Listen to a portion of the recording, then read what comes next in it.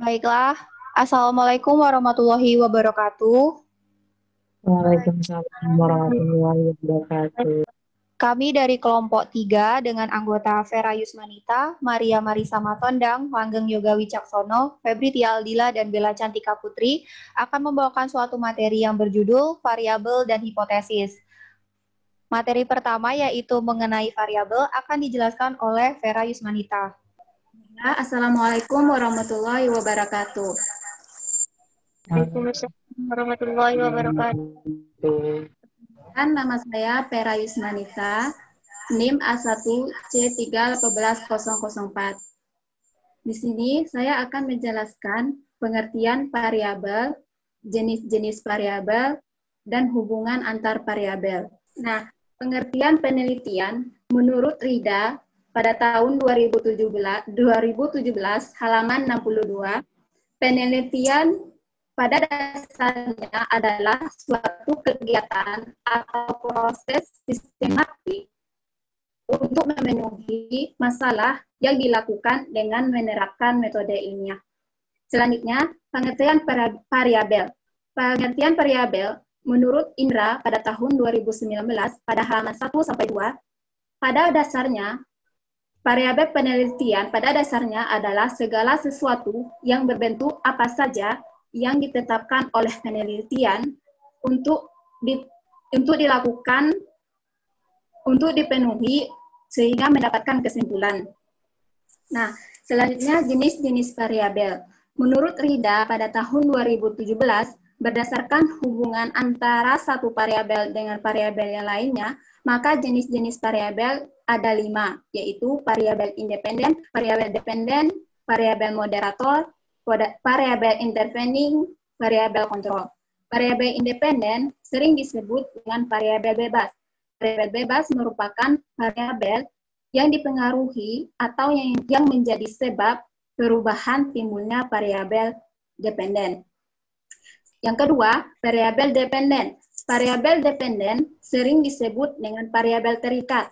Variabel terikat merupakan variabel yang dipengaruhi atau yang menjadi akibat karena adanya variabel bebas. Variabel moderator adalah variabel yang mempengaruhi hubungan antara variabel independen dan dependen. Yang keempat, variabel intervening. Variabel intervening secara teoritis dibuat untuk mempengaruhi hubungan antara variabel independen dan dependen. Yang kelima, variabel kontrol. Variabel kontrol sering disebut dengan variabel yang secara teoritis dibuat konstan. Nah, selanjutnya hubungan antar variabel. Menurut Nasution 2017, adapun bentuk-bentuk hubungan variabel ada 3, yaitu hubungan simetris, hubungan timbal balik, dan hubungan asimetris. Sekian dari saya kembalikan kepada moderator. Baiklah, presentasi yang selanjutnya yaitu mengenai pengertian hipotesis dan macam-macam hipotesis akan dijelaskan oleh Maria Marisa Matondang.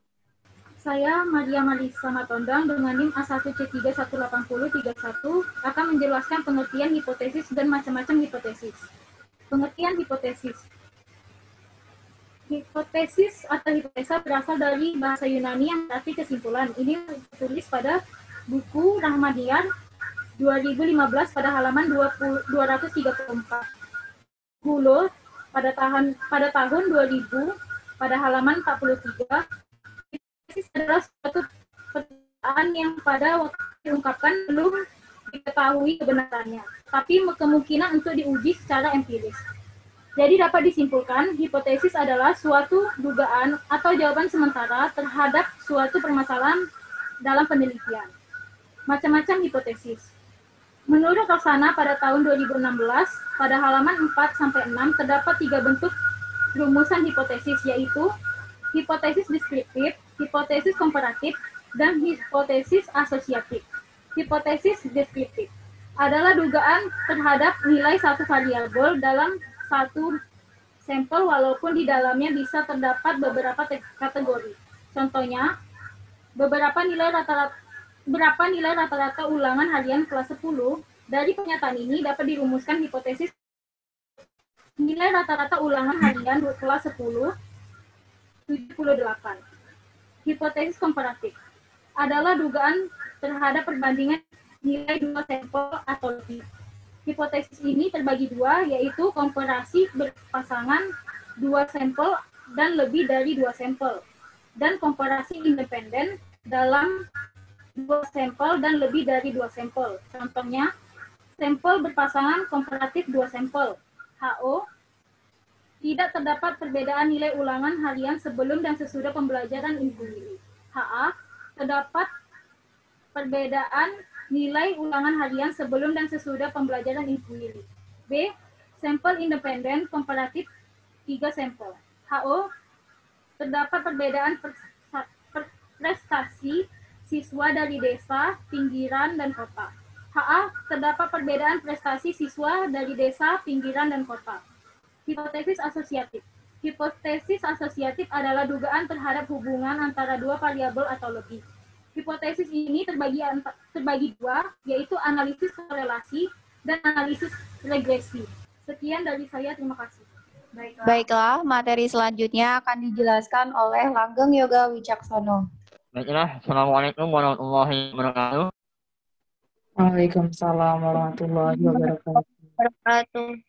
Di sini saya akan melanjutkan presentasi dari teman saya, Maria Marisa Matondang, tentang hipotesis. Dan saya akan membahas mengenai fungsi hipotesis.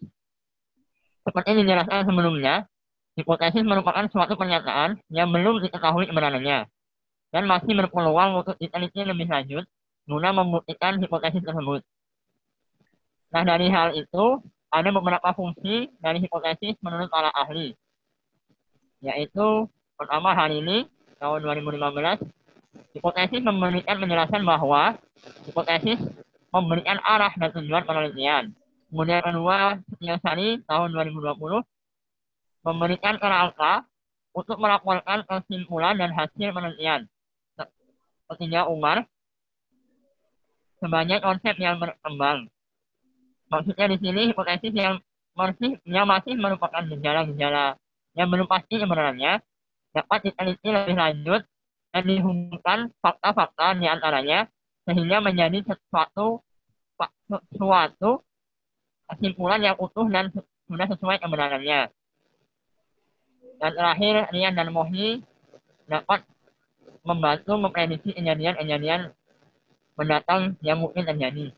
Sekian dari presentasi dari saya kembalikan ke moderator. Baiklah, selanjutnya adalah materi dari saya sendiri. Baiklah, perkenalkan nama saya Febri Tialdila dengan NIM A1C3-18008. Di sini saya akan menjelaskan mengenai cara pengujian hipotesis. Nah, dalam menguji hipotesis itu sendiri, sebelum kita mengujinya, kita harus mempelajari bahwa dalam statistik atau penelitian itu terdapat dua macam hipotesis. Yang pertama yaitu hipotesis nol atau HO dan hipotesis alternatif atau HA. Nah, hipotesis nol atau HO itu adalah hipotesis yang menyatakan bahwa tidak ada hubungan atau tidak ada perbedaan antara data populasi dan data sampel. Sedangkan hipotesis alternatif atau HA adalah hipotesis yang menyatakan bahwa adanya perbedaan antara data populasi dan data sampel. Yang pertama yaitu pengujian hipotesis deskriptif. Hipotesis deskriptif itu sendiri adalah hipotesis yang menunjukkan dugaan nilai dalam satu variabel. Nah, di mana di sini nih variabelnya mandiri. Jadi dia tidak ada membandingkan atau membuat suatu hubungan. Kemudian di sini saya membuat suatu contoh di mana suatu bimbingan tes menyatakan bahwa murid yang dibimbing di lembaga itu paling sedikit 90% dapat diterima di perguruan tinggi. Maka H0-nya adalah Pi lebih dari atau sama dengan 0,090 dan HA itu Pi kurang dari 0,90. Kemudian yang selanjutnya adalah pengujian hipotesis deskriptif, di mana secara umum cara untuk menguji hipotesis deskriptif itu melalui 7 langkah. Yang pertama yaitu menghitung rata-rata, kedua menghitung simpangan baku, ketiga menghitung harga T, keempat menghitung harga T tabel, kelima menggambar kurva, keenam meletakkan kedudukan T hitung dan T tabel dalam kurva yang telah dibuat, dan ketujuh membuat keputusan pengujian hipotesis. Kemudian yang selanjutnya adalah uji hipotesis komparatif, yaitu adalah uji yang menunjukkan dugaan tentang hubungan antara dua variabel atau lebih. Jadi di sini kita akan membandingkan, menunjukkan dugaan nilai satu variabel atau lebih, tetapi sampelnya berbeda. Jadi di sini kita akan membandingkan atau mengcompare antara dua data kelompok atau lebih. Nilai dari SIG2 tail yang saya maksud di sini adalah uji Mann-Whitney, di mana kita sudah melakukan uji ini saat kuliah statistika dasar. Apabila nilai SIG2 tail itu kurang dari 0,05, maka HA diterima, atau bisa dikatakan juga HO ditolak.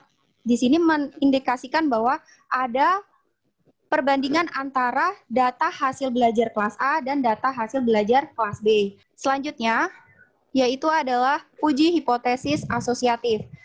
Uji hipotesis asosiatif ini juga bisa kita sebut sebagai uji hipotesis hubungan yang menunjukkan dugaan tentang hubungan antara dua variabel atau lebih. Di sini ada terbagi menjadi dua, yaitu asosiatif korelasi dan asosiatif regresi. Di mana di sini ada banyak cara yang bisa kita gunakan. Uji Rank-Spearman, di mana pada uji Rank-Spearman ini kita bisa menunjukkan hubungan antara minat belajar terhadap prestasi belajar siswa. Nah, apabila nilai SIG2 tail-nya juga kurang dari 0,05, maka bisa dikatakan HA-nya diterima atau HO ditolak. Maka ada hubungan antara minat belajar kelas A terhadap prestasi belajar kelas A. Nah, selanjutnya itu adalah hipotesis asosiatif regresi, di mana hipotesis asosiatif regresi itu adalah untuk memprediksi seberapa jauh perubahan nilai variabel dependen apabila variabel independennya kita ubah-ubah. Bedanya dengan korelasi adalah kalau korelasi itu hanya mencari arah dan kuatnya hubungan antara dua variabel. Nah, apa yang kita lakukan di semester sebelumnya adalah kita menguji regresi linear sederhana. Jadi, apabila nilai SIG2 tail yang dihasilkan dari output SPSS nanti itu menunjukkan nilai kurang dari 0,05, maka HA diterima, atau di sini bisa kita katakan bahwa ada hubungan juga antara minat belajar kelas A dengan prestasi belajar kelas A.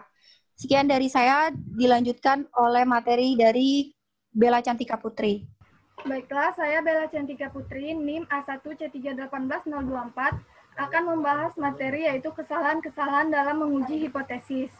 Yang pertama yaitu taraf kesalahan dalam pengujian hipotesis. Pada dasarnya, menguji hipotesis itu adalah menaksir parameter populasi berdasarkan data sampel.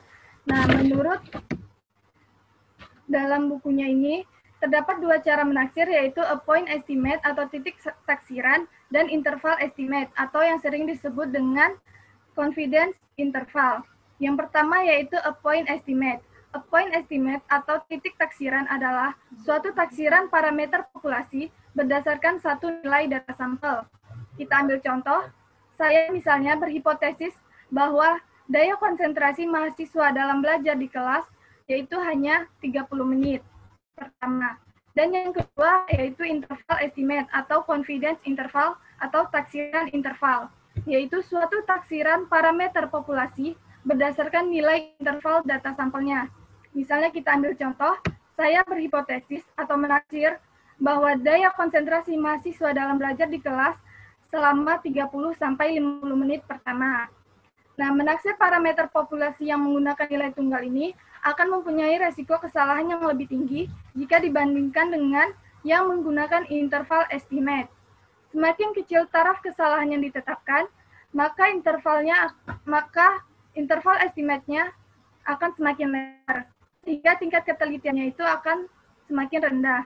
Selanjutnya yaitu dua jenis salah dalam uji hipotesis. Dalam menaksir parameter populasi berdasarkan data sampel, kemungkinan data sampel akan terdapat dua kesalahan. Yang pertama yaitu kesalahan tipe 1, yaitu suatu kesalahan bila menolak hipotesis 0 yang benar yang seharusnya diterima.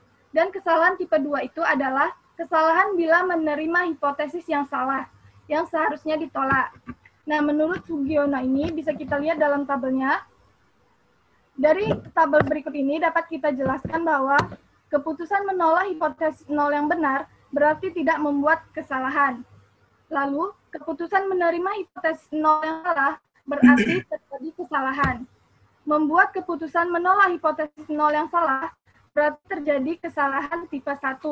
Dan keputusan menolak hipotesis nol yang benar, maksud saya keputusan menolak hipotesis nol yang salah berarti tidak membuat kesalahan.